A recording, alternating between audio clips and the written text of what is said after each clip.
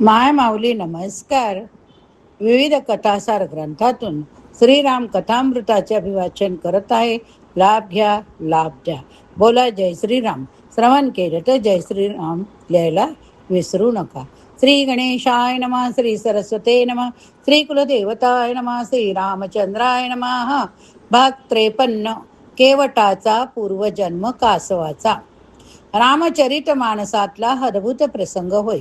कधी कधी भगवंताला देखील भक्तांच्या मदतीची गरज असते, म्हणून देवा लवकर बोला असे तो केवट म्हणाला. तेव्हा भगवंत जोरात हसले. भगवंताने एकदा स्त्रीकडे व लक्ष्मणाकडे पाहिले. भगवंताने असे का पाहिले?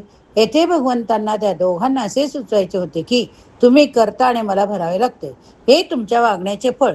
इतर कोणाला काही कळलं नाही, पण आपण काय गडबड केली हे त्या दोघांना कळले. हा जो केवट आहे तो मागच्या जन्मातले क्षीरसागरातले कासव. कासवाला भरपूर आयुष्य असते, पण या कासवाला उतारवयात असे वाटले की आपण जावे, साक्षात भगवान नारायणाच्या चरणांना स्पर्श करून त्यांचे दर्शन घ्यावे. दर्शनाला महत्व आहे, पण स्पर्श दर्शनाला अधिक महत्व आहे. या बाबतीत आपण पंढरीचा पांडुरंग फक्त उदार आहे. दक्षिण भारतात किंवा उत्तर भारतात कुठल्याही देवाजवळी उदारता नाही. सगळीकडे भगवंताचे लांबून दर्शन आहे. आमचा पांडुरंगाचा पांडुरंग पंढरपूरचा लहान थोरांना प्रेमाने बोलावतो, म्हणून पांडुरंगाला स्पर्श दर्शनाचे महत्व होय. बाकीचे देव फार नाजूक. एकदा एकादशीचा दिवस राहून हे कासव भगवंताच्या स्पर्श दर्शनासाठी देवांच्या जवळ गेले. भगवान शेषावर पौडलेले होते. शांताकारम भुजगशयनम पद्मनाभम सुरेशम. एखाद्या भोळ्या भाबड्या वारकऱ्याने जावे अशा प्रकारे हे कासव देवाच्या चरणांना स्पर्श करण्यासाठी देवाजवळ गेले. पण तेथे लक्ष्मीबाई बसल्या होत्या. देवाचे पाय स्वतःच्या हातात कुठे आहेत? तेथे लक्ष्मी माता पाय दाबीत बसली. लक्ष्मी मातेने हे कासव आलेले पाहिले. त्याला हकलले. त्या कासवाला बिचाऱ्याला वाईट वाटलं. हो, कासवाची दुसरी इच्छा काहीच नव्हती. त्याला फक्त भगवंताचा चरण स्पर्श हवा होता. पण लक्ष्मी माता आता सारखी त्या कासवाकडे लक्ष देते. देवाला त्रास होऊ नये म्हणून तिने त्या कासवाला काही जवळ येऊ दिले नाही. त्या कासवाने बिचाराने विचार केला की देवांचे पाय आईसाहेबांच्या हातात आहेत आणि आज आईसाहेबांना काही मूड दिसत नाही, म्हणून देवाला मनवण्यापेक्षा आईसाहेबांना जास्त मनवावे लागते. एकदा का माताजीचे प्रेम मिळाले की पिताजी आपोआपच प्रेम करतात. जेव्हा लक्ष्मी मातेने हुसकवले तेव्हा कासवाने विचार केला की समजा आपल्याला देवाच्या चरणांना स्पर्श करता येत नाही, तर आपण वरच्या बाजूने देवांच्या खांद्याला स्पर्श करूया. म्हणून ते कासव तिकडे गेले. पण वर शेष होता. देवांच्या मस्तकावर शेषाचा फणा. ते कासव जवळ येताच शेषाने असे फुस केले की ते कासव घाबरून जोरात पळाले. यानंतर थोड्याच दिवसात ते कासव बिचारे मरण पावले. देवांच्या चरणांना स्पर्श करण्याची त्याची इच्छा अपूर्ण राहिली. तोच एक संकल्प मनाशी ठेवून ते कासव मरण पावले. एक नियम लक्षात ठेवा की भगवद विषयक केलेला आपला संकल्प जर प्रबळ असेल, तो संकल्प पूर्ण करण्याचे दायित्व भगवंताचे असते. फक्त आपला मनापासून शुभ संकल्प हवा. तन्मे मनाहा शिवसंकल्प मस्तू, ही फार महत्वाची गोष्ट आहे. तुम्ही फक्त संकल्प करा, मनापासून करा, भगवंत तो तुमच्याकडनं करवून घेतोच. आपण भगवत विषयक संकल्प करत नाही. श्रीमद भागवतामध्ये एक सुंदर कथा येऊन जाते. यशोदा मातेचे स्तनपान तो छोटासा कन्हैया करतो. हे पाहून त्या गायींना असे वाटते की कन्हैया आमचे स्तनपान कधी करेल का? किती गोड आहे कृष्ण. यशोदा माता छोट्याशा कृष्णाला सजवते. ते पाहून अनेक गोपींना वाटते की आपल्याला भाग्य कधी मिळेल का? मला सुद्धा कृष्णाला स्नान घालायचं वाटते, कृष्णाला कपडे नेसायचे वाटतात. असे वाटते की कृष्णाला तिलक लावावा, कीट लावावे, मोराचे पंख लावावेत, कृष्णाला सजवावे, आपल्या हाताने भरवावे. त्या गोपी मनातल्या मनात झुरत राहतात. गायी झुरत राहतात. भागवतात काय गोड कथा आहे. भगवंताने गोपींची गायींची इच्छा पूर्ण करण्याकरिता साक्षात ब्रह्मदेवाला या व्यामोहित केले. सगळी वासरं सगळ्या गोप बालकांना मोहनिद्रेत निजवले. 1 वर्षभर भगवान सगळ्या गोमातांची इच्छा पूर्ण करीत होते. भगवंताने स्वतः त्या गोपींच्या मुलांची रूपे घेतली. त्या गायीच्या वासरांची रूपे घेतली आणि भगवान त्यांची इच्छा पूर्ण करीत आहेत. गोपींनी गोमातांनी अंतकरणातून संकल्प केला होता. आता बाकीची जबाबदारी भगवंताची. त्या कासवाला एकच इच्छा होती की भगवंताच्या चरणाचा स्पर्श व्हावा, भगवंताच्या चरणावर मस्तक ठेवावे. पण त्या जन्मात नाही जमले. ते कासव मरण पावले, नावाडी म्हणून जन्माला आले. आता त्याने देवाला बरोबर गाठले. त्याने देवाला गाठले म्हणण्यापेक्षा देवालाच भगवंताला गाठायची फार सवय आहे. कारण त्या जीवाचा संकल्प पूर्ण झाला पाहिजे. आणि आता तो नावाडी म्हणजे केवट म्हणजे पूर्वजन्मातील कासव भगवंतांना म्हणतो, मी तुमचे पाय धुणार. भगवंत जोरात असून जानकीकडे लक्ष्मणाकडे पाहतात. कारण तीच लक्ष्मी आता सीतामाई झाली आहे. तर तेच शेष आता लक्ष्मण होऊन वारलेले आहेत. भगवंत संकेताने त्या दोघांना म्हणतात, त्यावेळी जर तुम्ही याला स्पर्श करू दिला असता तर मला हे निस्तरावे लागले नसते. ही तुमच्या कर्माची फळं. माझ्या भक्ताला तुम्ही नाडलं ना. आता तुम्ही जर ऑफिसर लोक, तुम्हाला काही भोगावे लागत नाही, मला मात्र भोगावे लागते. म्हणून भगवंत खळबळून हसले. कृपा सिंधू बोले मुसकाई, तेही करू जी तव नाव न जाई. भगवंत म्हणतात, ठीक आहे बाबा, तुला जे होते कर. तो केवट अगदी पक्का होता हो. तो काय म्हणाला, तुम्ही तुमच्या वाणीने चक्क असे सांगा की नावाडी दादा, नावाडी दादा, माझे पाय धुवा, तरच मी धुईन. शेवटी भगवंताकडून त्या केवटाने वदवले की तू पाणी आण आणि धू माझे पाय एकदाचे. केवटाने केलेले रामाचे पूजन आता आपण श्रवण करूया. भक्त भगवंत यांच्यामध्ये जेव्हा रसिकेच होते तेव्हा कोण जिंकणार याबद्दल आपल्या मनात फार उत्सुकता असते. पण भक्तापुढे भगवंताला नेहमी माघार घ्यावी लागते. भगवंत म्हणतात, बेगी आणू जलपाव पखारू, होत विलंब उतारही पारू. लक्ष्मणाला फार वाईट वाटले हो. कुठेही माघार न घेणारा माझा दादा, पण आज या केवटाने त्याला नमवले. त्या केवटाचा चेहरा चमकला. तो म्हणाल, देवा आता जरा थांबा. त्याचे पटकन नाव बाजूला लावली, टुनकन उडी मारली, बाहेर आला आणि म्हणाला, आता मी जरा व्यवस्था करतो बरं. आणि आपल्या झोपडीकडे धावत धावत पुढे गेला. त्याने आपल्या पत्नीला, मुलाबाळांना सगळ्यांना बोलावले. आता सीता माता बघतच राहिली. लगेच कासोटा मारून त्याची पत्नी आली. पाठोपाठ त्याची सगळी मुलं आली. येताना त्याने एक लाकडाचे मोठे तसराळे आणले. तो छानपैकी मांडी टोकून बसला. बायकोला म्हणाला, इथं बैस, माझ्या हाताला हात लाव. त्याने सगळ्या मुलांना बसवलं. भगवती जानकी मनातल्या मनात देवाला म्हणते, बघा दृश्य डोळ्यासमोर आलं, किती छान वाटतंय. इतकी चांगली पूजा तुमची कोणीच केली नसेल. त्या केवटाने गंगा मातेचे जल आणलं, भगवंताच्या चरणकमळासमोर ठेवले. आकाश मंडळातून देव हे दृश्य पाहत आहे, बघत आहे. अति आनंद उमगी अनुरागा. जेव्हा त्या केवटाने भगवंताच्या चरणाचे प्रक्षालन केले तेव्हा त्याच्या अंतकरणात आनंद मावेना. त्याचे अंतकरण प्रेमाने पूर्ण भरले. तो भगवंताचे मुखारविंद एकीकडे न्याहाळतो आहे.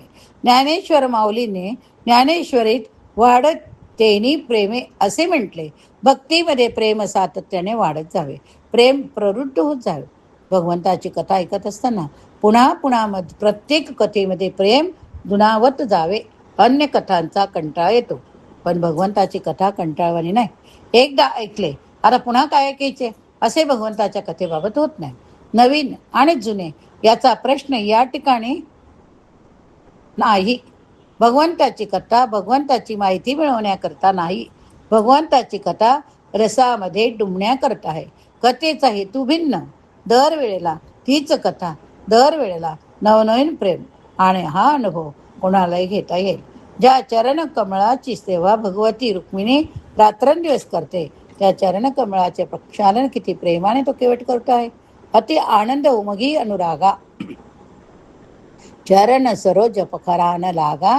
सारे जग लक्ष्मीसाठी वेडे होते, पण भगवती लक्ष्मी भगवंताच्या चरणारविंदासाठी वेडी होते. तिला भगवत चरणाविंदाची सेवा फार आवडते. प्रभूचे चरण किती कोमल आहे.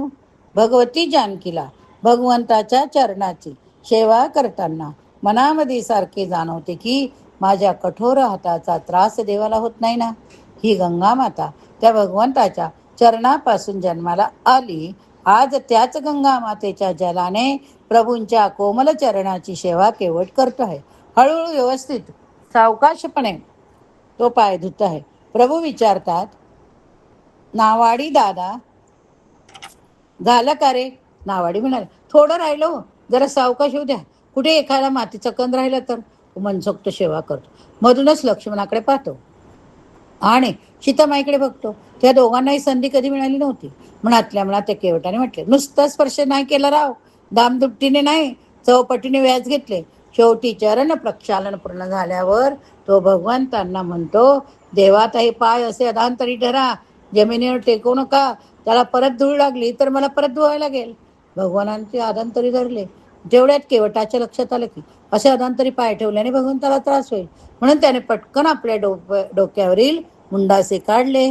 भगवंताला त्याच्यावर पाय ठेवायला सांगितले. तो केवट अतिशय हुशार. त्याने भगवंताकडून सगळे काम करून घेतले. चरण प्रक्षालन झाल्यावर त्याने ते अख्खे तसराळे उचलले आणि भगवंताच्या चरणामृताचे ते तीर्थ घटाघटा प्राशन केले. ते तीर्थ पीत पीत थोडा मध्ये थांबला. त्याने हळूहळू इकडे तिकडे बघितले. भगवती, सीता, लक्ष्मण यांना असे वाटत होते की आपल्याला सुद्धा आतापर्यंत भगवंताचे कधी चरण स्पर्श चरणामृत घेऊ दिली नाही. थोडे उरले तर आपण घेऊ. पण केवटाने आपल्या पत्नीला, मुलाबाळांना ते तीर्थ घ्यायला सांगितले आणि शिल्लक राहिले सगळे आपल्या झोपडीमध्ये शिंपडून टाकायला सांगितले. त्याने आपल्या भक्तीने सगळे काम केले. हा देवाला पलीकडे देईल तेव्हा नेईल, पण आधी त्याने आपल्या सगळ्या पितरांना उद्धरून टाकले. पितर पार करी प्रभूही पुनी. आपल्या स्वतःचा आणि पितरांचा उद्धार त्याने आधी करून घेतला. आता त्याने भगवंताला सांगितले, चला देवा, आपण आता पलीकडे जाऊ. त्याने भगवंतांना गंगा मातेत असलेले त्या नौकेत विराजमान केले. भगवती जानकी, भगवान लक्ष्मण सगळेच आहेत. आता तो केवट भगवंतांना गंगेच्या पलीकडे नेण्याकरता मधुर वाणी गाणी म्हणत म्हणत ओढी वल्लो लागला. भगवान श्रीराम स्वयं नौकेमध्ये आरूढ होण्यापूर्वी भगवती गंगा मातेला प्रणाम करता. ब्रह्मवत क्षत्रवत चैव जचाप हितमात्मनाः. भगवंताने गंगा मातेला प्रणाम करून काही मंत्रांचा उच्चार केला. भगवान सगळे काही यथाशास्त्र करतात. तो नावाडी आता अत्यंत आनंदाने भगवंतांना गंगा मातेच्या परतीला घेऊन चाललाय. नौका गंगा मातेच्या परतीला येऊन पोहोचली. भगवती जानकी समवेत भगवान श्रीराम खाली उतरले. भगवंताने गंगा मातेला पुन्हा प्रणाम केला. त्या नावाड्याने भगवंतांना साष्टांग दंडवत घातला. आता किती विचित्र गोष्ट आहे बघा. भगवंताच्या प्रथम भेटीमध्ये या केवटाने देवाला साधा नमस्कार सुद्धा केला नव्हता. भगवंताचे स्वागत केले नाही, शिष्टाचार पाळला नाही. खरं म्हणजे आपण सुद्धा एकमेकांना भेटल्यावर नमस्कार करतो, पण या केवट खरोखर शहाणा, त्याने आधी काही केले नाही. आता शेवटी मात्र भगवंतांना साष्टांग दंडवत केला. एखाद्याने आपले काम केले की त्याला काहीतरी द्यायचे असते, पण भगवंताने त्याला काही दिले नाही. भगवंतांना कोणालाही काही देताना त्याला काय वाटेल हा विचार फार आहे. श्रीराम अतिशय गोड. भगवंतांना असे वाटते की मी केवटाला काय देऊ शकणार. देवाला संकोच आहे. अरे, इतकी मोठी 14 चौकटांची रावणाची संपत्ती भगवंताने विभीषणाला दिली, तेव्हाही देवाला संकोच वाटतो आहे की विभीषणाला मी काय देऊ शकणार. थोडे देऊन खूप काही दिले असे म्हणा दाखवणे हा एक जीवनातला व्यवहार होय. उदंड देऊन मी काय देऊ शकलो असे वाटण्यात दुसरा व्यवहार. प्रत्येकाची शैली निराळी आहे. प्रत्येकाच्या जीवनाची अंतरंग व्यवस्था त्यातून कळते. प्रत्येकाच्या मनाचे संस्कार निराळे आहेत. भगवंतांना संकोच वाटतो की मी याला काय देऊ. खरंच भगवंताने काही द्यायचे ठरले असते तर त्याने त्याला द्यायला भगवंताजवळ काय होते, काहीच नव्हते. कारण सगळे अलंकार त्याने अयोध्येत वाटून टाकले. राजवस्त्र नाही, वल्कल धारण केलेली भगवंताच्या मस्तकाचा जटा आहे. जवळच भगवती जानकी उभी. तिने भगवंताकडे पाहिलं. भगवंताच्या मनात काय झाले असेल हे जानकीला लगेच कळले. पती आणि पत्नी यांचा संबंध कसा असावा, दोघांचे हृदय एक व्हावे. भारतीय परंपरेमध्ये दोघांचे अंतकरण एक. गुरु शिष्याचे हृदय एक असेल तरच ते खरे गुरु शिष्य. बाकी असे पुष्कळ असतात. तो खूप ठिकाणी आपण जातो, सगळ्यांना गुरु गुरु मानतो, पण खरा गुरु शिष्याचं नातं हे आपल्या हृदयात आणि आपण जे गुरु केले त्यांच्यातच असतं. कारण गुरुमंत्र दिलेला असतो, माळ जप करण्यासाठी सांगितलेले असते. भगवंताच्या अंतकरणाचा स्पंद भगवतीला कळला. तिने ओळखले की देवाला देण्याकरता काहीतरी हवे. तिने पटकन आपली एक रत्नजडीत अंगठी बोटातून काढली. जर फडत नाही काढली, नाहीतर बायकांना दुसऱ्यांना दागिने द्यायचे म्हटले की काय जीवावर घेतो. व्यवहारामध्ये अगदी द्यायचे लागले तर स्त्री किती आदळापट करते ही तुम्हाला सांगायला आवश्यकता नाही. बाकी सगळ्या बाबतीत ती गोड बोलेल, पण दागिना काढून द्यायचा आणि तोही आनंदाने द्यायचा हे फार कठीण काम आहे. गोस्वामी म्हणतात. गोस्वामी काय म्हणतात हे आता आपण पुढच्या भागात बघूया. बोला जय श्रीराम. श्रीराम जय राम जय जय राम. श्रीराम जय राम जय जय राम.